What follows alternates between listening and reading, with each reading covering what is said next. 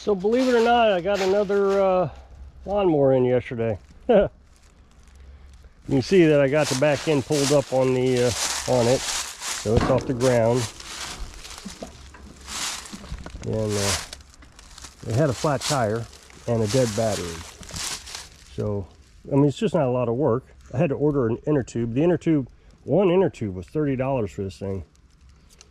These zero turn tires are so big and wide or whatever, they're just really expensive, and they're hard to find too. You can't always find the right size, so you got to go a different size, which it's okay because they expand. But I went to Walmart and got the battery. That was that's going to be $40 there. I know, don't use Walmart batteries. Well, I've been using them in my shed for my house for 6 years, and they seem to work fine. I've got them in all my lawnmowers. Look, that thing's a couple years old. Oh boy. It's how you take care of them. That's all it is. So anyway, this is a really good customer. Really good customer. He's been here many times with different pieces of equipment. This is the third, fourth time I've worked on this thing alone. Sure, let's see. Oh, he ran over something and messed up his blades. I got new blades. I think I've serviced this maybe. I don't know. I can't remember what I've done to it. But it's been here several times. But I've worked on pressure washers. Had to replace the pump on a pressure washer. Worked on his push mower. That might have just been a service. Again, I don't remember everything I've done, but he's been here a lot. So I always appreciate, he lives in Kansas and he's got a second home out here. Thing is he, every time he comes by, he just says, I absolutely appreciate you being here. And I would imagine so, because he doesn't want to take this stuff all the way back to Kansas to get it worked on just to bring it back down here. So like I said, I had a flat tire, so I had to get an inner tube. So that'll be here tomorrow. These only, you know, I hear on Facebook all the time how hard it is to change a tire. It is not hard at all. Just the more you do it, actually, the easier it gets. All you need is, well, I've got videos on it, but you just stand on it, you pound on it with a hammer, it breaks the bead, and then you push, you get your two knees on one side of it, you pry it open, and the thing you got to make sure you do is make sure that the bead is down here, not up here, when you do that, because that way it can slide back and forth. And it only takes a few seconds to pop that off. But boy, I tell you, people on Facebook just cannot stand doing tires. And I just don't get it. I don't understand what's so hard about it.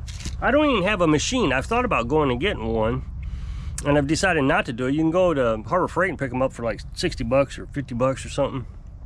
I've decided I'm not going to get one because I'd have to have a bench to put it on, and I just don't want to attach it to the deck. I could, just really don't want to. So I just use my knees and it works fine. I mean, maybe when I get older and I can't bend down and, I don't know. I mean, I'm nearly 60. I'm 54. I know I say nearly 60, but you know, I'm getting up there and I'm still bending and doing fine. So again, I don't understand it. Problem I have with this is I don't really know what to charge. It's I mean, think about it. It's a tube and a battery. Well, the battery took all of 2 minutes to take out and put in. It just doesn't take long. And the tube, it doesn't even take 15 minutes. So with tubes, I usually don't charge much, or even putting a plug in, none of that. I don't charge much because I would rather get a bunch of tires in and do those all day since they're so easy. You figure if it takes me, let's say 10 minutes to change out, you know, to put a tube in, and you know, I can make $100, what, 60 bucks an hour? I guess I can make 60 bucks an hour if I did one every 10 minutes. So to me, trying to find the value with the customer, it just kind of makes sense. And when people bring the tire over, I still charge 10 bucks. I mean, it's no big deal. It's just 10 bucks. The tube itself is expensive. It's $30 for the tube. So you figure, you know, you got $40 invested to a wheel. Now, he wanted, it's a tube, and rightfully so, because these zero turns, I don't understand why zero turns always have so many problems, but it's always in the sealing of the bead. They don't seal, and you would think, well, maybe it's rusted. This is a perfectly good rim, so I don't even understand that. I do need to clean the rim. I didn't do that. Yeah, I need to clean it, but it's a good rim. I don't even think that would have hurt the sealing. That's way up here at the top. It's probably had oh, I know what that is. Somebody's already fixed this before. They put sealant on it. So that's sealant that they... So I knew somebody was going to say that. Oh, just put some sealant on it. That's what that is. And it started leaking again. But with a tube, it won't leak. So, you know, again, $40. And I've heard people say, oh no, I won't do a tire for less than $50. Well, you're going to charge $90 for a tire? I mean, you can buy a new tire at Walmart for 100 bucks. So, I don't understand that. That's confusing to me. And, but I never know how to charge it. And I've been squabbling with AI all day trying to figure out, you know, what to charge. I mean, do I really charge for putting that battery in? Don't get me wrong, I had to go to Walmart, but I was already at Walmart. I had to get one. You know, normally I keep one around here, but during the wintertime, I don't want it sitting outside. So I didn't get one, so went to Walmart today, but we went shopping, did our normal shopping. It was 3 days early. We weren't needing to go shopping for another 3 days, but I don't like picking up the back end of zero turns. It really makes the front end of the beast light. But this one had a flat tire, so I didn't have much of a choice. And so the steering on this was terrible, trying to get this thing to steer. But it makes for a good jack.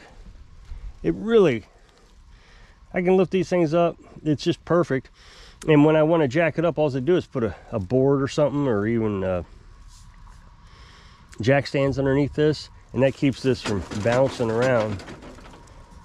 So this really has worked out well. This has been a fantastic idea. I have thought about putting weights at the front end, and I still might.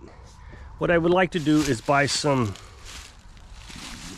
bell bar, you know, those weights that you lift, and just put a pipe on the front. That's what I really like to do, but every time I get on Facebook, they want a fortune for those on Marketplace, and I just like to find some at a yard sale for 10 bucks, you know. And then I can put a pipe on there, slide them on, be done with it. Yeah.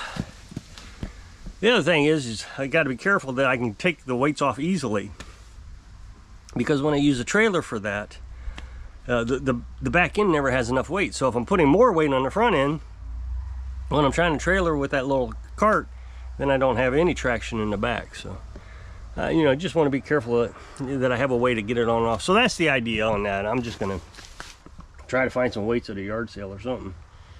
You know, I go on Facebook Marketplace not very regularly.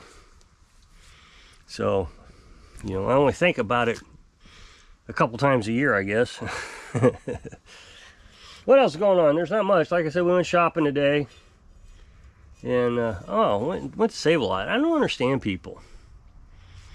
I'm not bragging. I'm just telling you this is the reality. Went to Walmart, and it was $80, I think. And that was 80-something dollars. So I gave the woman $20 bills at Walmart, plus, you know, whatever it was. Let's say it was $82. So I gave her those $20 bills and then $2. Well, that means I didn't have any 20s left. Actually only had 120 left. So I went to Save-A-Lot, and all I had left was 100 that I could spend. Well, it was only $40 at Walmart, or at Save-A-Lot. I didn't realize while I was at Walmart that we weren't going to spend much money at Save-A-Lot. I don't think we don't really plan what we're going to buy, but Save-A-Lot just didn't. We already had bacon and we had everything we needed. So it would. She just wanted to pick up some cucumbers and just different things. Anyway, it was $40, so I gave her a $100 bill. Well, that woman was mad. That cashier was just aggravated. And I don't understand the aggravation. I mean, it's her job. I know I look at life a lot differently than everybody else. If I don't like a job, and I have, and I would, quit. You know, once I've reached my limit, the last job I had, you know, I had to stay with until the child support was over. I just felt better staying there in case I, how do I explain this? Let's say I got another job and it paid better, but it wasn't stable. Where I was at, it was stable, and I could, pay the bill. But I also knew that at some point, child support was going to stop. I was going to be able to quit. So it was kind of like a goal for me. Just get through it. Just get through it. And it was only for a couple of years. Well, if you don't like the job, start finding another one. But don't treat the customers bad. You know, I had employees, disabled employees and regular employees. And I had to find the strength every day to go in there and be in a good mood for everybody, even though I really wanted to quit. So if you're going to take it out on the customer because they gave you a $100 bill and you don't have the change, that really isn't my fault. I didn't create the problem. Either your boss did or you did. I didn't. And then not only that, she said the other cashier behind me was going to have to break it. So the cashier behind me gave me the 20s that I needed so I could pay this cashier. And after I paid her, she still gave me a dirty look. I really think this woman just wanted me to use the ATM. You know, the debit card. But how does she even know I have one? Did she think I actually went in there to cash a $100 bill? If I had the actual cash and she told me to turn around and give it to the lady behind me, don't you think I would have just given her the $40? But she was aggravated even after all that was settled. And I don't understand it. I don't understand people. I don't get them. I don't see why you would take it out on a customer when the customer literally didn't do anything wrong other than give you, even if I was just cashing a $100 bill, that is still her job. Of course, they could have a policy that says we don't cash, money or whatever, and that's fine if that's what they have. If they'd had a policy that said that you have to have at least $60 in groceries before you use a $100 bill, I could understand that. Then I would have made sure that either we had $60 in grocery, or I would have just started out with the ATM, the debit card. The store up here requires $5, so I always make sure that we spend $5. So I just don't get people. They are aggravating. If you don't like your job, quit. So if you'll click this up next box, take you a video where I was working on something on my other channel. I really appreciate it. Go check it out. So I hope I can inspire you. I don't know. Stay busy so you can live your dreams. Thanks for watching.